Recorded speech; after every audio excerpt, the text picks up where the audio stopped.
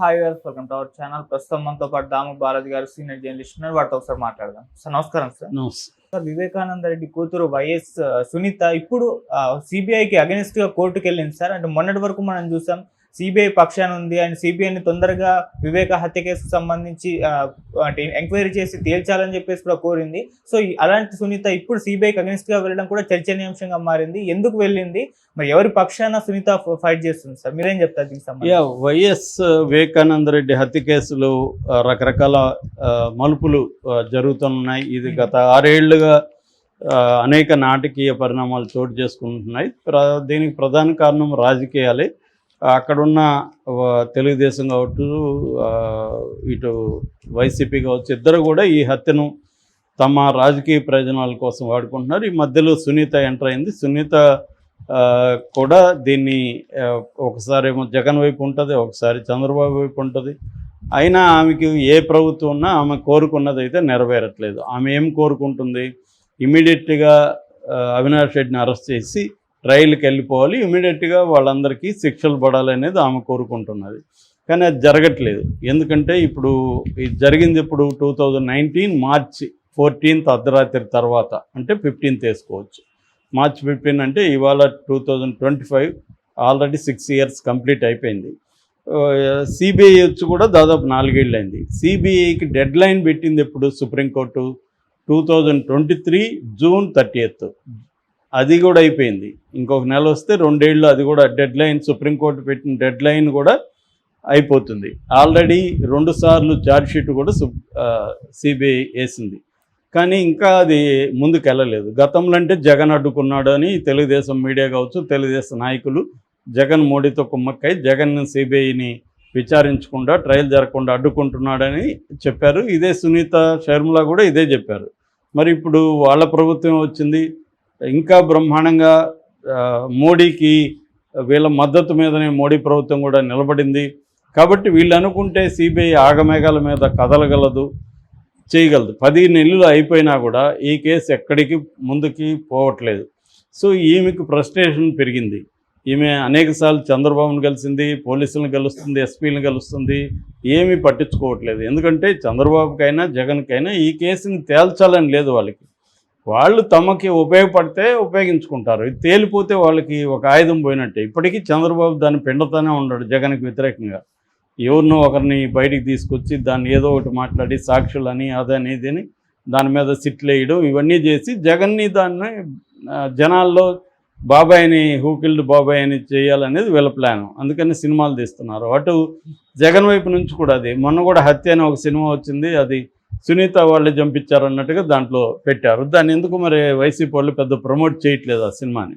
ఎందుకు మళ్ళీ అనుకున్నారో ఏమో తెలియదు. ఏదేమైనా ఇది జగనే చంపించాడని సునీత అంటే చంద్రబాబు, సునీతనే చంపించాడని వైసీపీ, ఇలాగా వీళ్ళు డ్రామాలు ఉన్నారు. సో ఈ నేపథ్యంలో ఈమె నిన్న హైకోర్టులో పిటిషన్ విచారణకు వచ్చింది. ఈమె వేసిన పిటిషన్ను ప్రధాన ప్రతివాదిగా సిబిఐని చేర్చింది. ఇప్పటి వరకు సిబిఐ మీద ఈమె గట్టిగా పోరాటం ఎప్పుడు చేయలేదు. సిబిఐకి అనుకూలంగానే ఉంది. సిబిఐకి మద్దతుగా తాను కూడా ఇంప్లీడ్ అవుతానని అనేకసార్లు కోర్టుని అంటే సిబిఐ అడ్వకేట్లకి మా అడ్వకేట్లు, పర్సనల్ అడ్వకేట్లు హెల్ప్ చేస్తారని కూడా ఆమె కోర్టు నుంచి పర్మిషన్ తీసుకొచ్చుకోగలిగింది. సో సిబిఐకి ఆమె సపోర్ట్ చేస్తూ ఉంది. కానీ సిబిఐ మీద ఫస్ట్ టైం ఆమె నిన్న పిటిషన్ వేసింది. అదేంటంటే సిబిఐ ముందుకు వెళ్ళట్లేదు, ఈ కేసులో త్వరగా చేయమనండి, రోజువారీ విచారణ సిబిఐ కోర్టుని చేయమని చెప్పండి.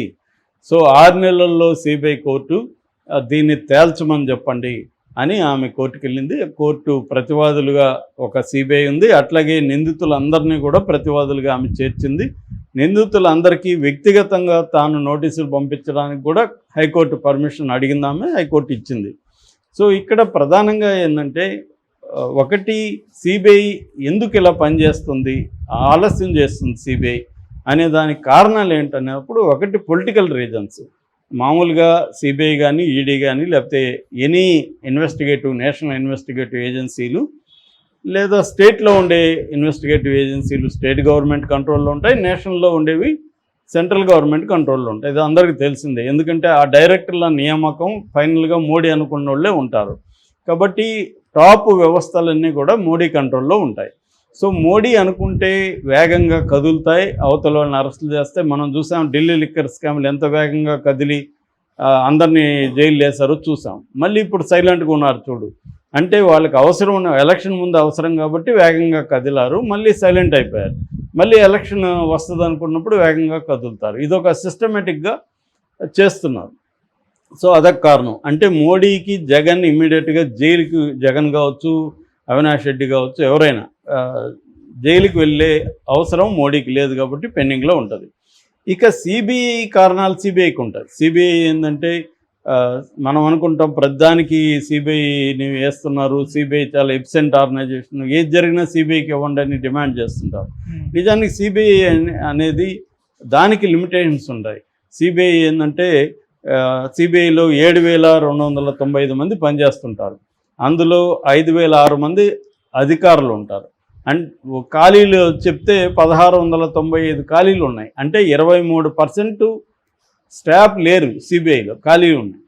సో ఉన్నది వీళ్ళు. కేసులేమో 1000 కేసులు పెండింగ్లో ఉన్నాయి. దాదాపు 7,300 నుంచి 7,700 కేసులు పెండింగ్లో ఉన్నాయని నేను మ్యాగజైన్స్లో చదివాను. ఈవెన్ గ్రోక్ను అడిగితే కూడా గ్రోక్ ఇదే ఫిగర్ ఇచ్చింది.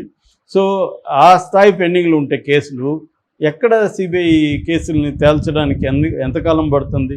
అంటే కొన్నేమో ట్రయల్ కాకుండా ఉన్నాయి. 6,903 కేసులు, ముఖ్యంగా కరప్షన్ కేసులు ట్రయల్లో కంప్లీట్ కాకుండా ట్రయల్లో పెండింగ్లో ఉన్నాయి. ఒక 658 కేసులు ఇన్వెస్టిగేషన్లో పెండింగ్లో ఉన్నాయి. ఎందుకంటే వీళ్ళకి స్టాఫ్ లేకపోవడం, వేలాది పేజీలు పెట్టాల్సి రావడం. ఫర్ ఎగ్జాంపుల్ ఈ కేసులో చూస్తే, వివేకానంద రెడ్డి కేసులో మొన్న సునీత కూడా పిటిషన్లో పేర్కొనింది ఏంటంటే ఈ ప్రతివాదుల అడ్వకేట్లకి సిబిఐ కొన్ని డాక్యుమెంట్స్ని హార్డ్ డిస్క్లో వేసి ఇచ్చింది. వాళ్ళేమంటున్నారు ప్రతివాదుల అడ్వకేట్లు, అసలు హార్డ్ డిస్క్లు ఓపెన్ కావట్లేదు, మాకు హార్డ్ కాపీలు ఇవ్వండి అంటున్నారు. హార్డ్ కాపీలు ఏమో లక్షల పేజీల్లో ఉన్నాయి. ఎందుకంటే వందలాది మంది సాక్షులు ఉన్నారు, దీంట్లో లక్షల పేజీల వ్యవహారం ఉంది. దాన్నంతా ప్రింట్అవుట్లు తీసి ఇవ్వడం అనేది సాధ్యం కాదు. హార్డ్ డిస్క్లు ఏమో పనిచేయలేదు అంటున్నారు. ఇలాగ 15 మంత్స్ ఈ పాయింట్ మీదే 15 మంత్స్ పెండింగ్లో ఉంది అని సునీత నిన్న ఆర్గ్యూ చేశారు, సునీత తరపున. అంటే ఒక డాక్యుమెంట్స్ ఇవ్వడానికి, మనం రామోజీరావు కేసులో కూడా ఇదే, వాళ్ళ డాక్యుమెంట్స్ కొన్ని లారీలు వేసుకురావాలి, మేము అంత ఇవ్వలేమని మన ఆయన ఉండవల్లి అరుణ్ కుమార్కి చెప్పారు. సో ఆయన మళ్ళీ వాటిని ఫస్ట్ వేసి ఇచ్చారు, మళ్ళీ వాటిని ఇదో అడిగారు ఆయన, సాఫ్ట్ కాపీలు ఇవ్వట్లేదు వీళ్ళు. దానివల్ల పెండింగ్. అంటే ఎలా కోర్టుల్లో పోస్ట్పోన్లు అవుతున్నాయంటే భయంకరమైన సిల్లీ రీజన్స్ కనిపిస్తూ ఉంటాయి మనకి, కానీ వాళ్ళ సమస్యలు వాళ్ళకి. సో అందువల్ల సిబిఐకి ఇవన్నీ తయారు చేయాలి డాక్యుమెంట్స్. తర్వాత వనరులు కూడా మనం ఊహించినంత వనరులు ఏమీ లేవు. తర్వాత అది అనేక లీగల్, దీంట్లో వీళ్ళ కంట్రోల్లో అన్ని విషయాలు ఉండవు.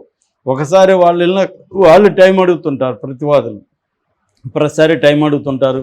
ఇక్కడ కూడా గవర్నమెంట్లో కూడా వీళ్ళకి అనేక పర్మిషన్స్ రావాల్సి ఉంటుంది. ఏ రాష్ట్రంలో వాళ్ళు పోయి చేయాలన్న రాష్ట్రం ప్రత్యేక పర్మిషన్, జనరల్ కాన్సెంట్ అంటారు. జనరల్ కాన్సెంట్ అంటే అనుమతి ఇవ్వాల్సి ఉంటుంది. వాటిలో లేట్ అయిపోతాయి.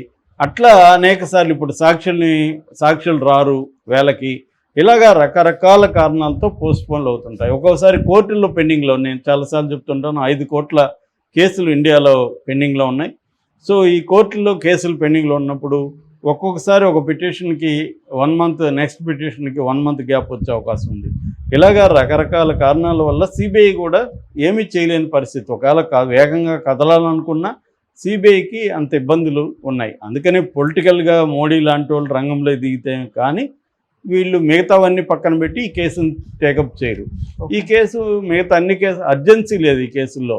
సిబిఐకి కానీ మోడీకి కానీ అర్జెన్సీ లేదు. అర్జెన్సీ ఎవరికి ఉంది? ఒక్క సునీతకు ఉంది తప్ప ఇంకెవరికి లేదు. చంద్రబాబుకి అర్జెన్సీ లేదు. ఈ కేసు ఉంటేనే, ఇలాగుంటేనే చంద్రబాబు జగన్ మీద దీన్ని ఉపయోగించుకోవాలి. జగన్కి దీన్ని సాల్వ్ చేయాలని జగన్కి కూడా లేదు. అందువల్ల ఇప్పుడు మన హైకోర్టు ఏం చెప్తుంది? రోజువారీ విచారణ చేయమంటుందా? రోజువారీ విచారణ చేయమన్నంత మాత్రాన చేయగలిగే పరిస్థితి ఉందా అంటే నాకైతే డౌటే. Okay sir, thank you so much.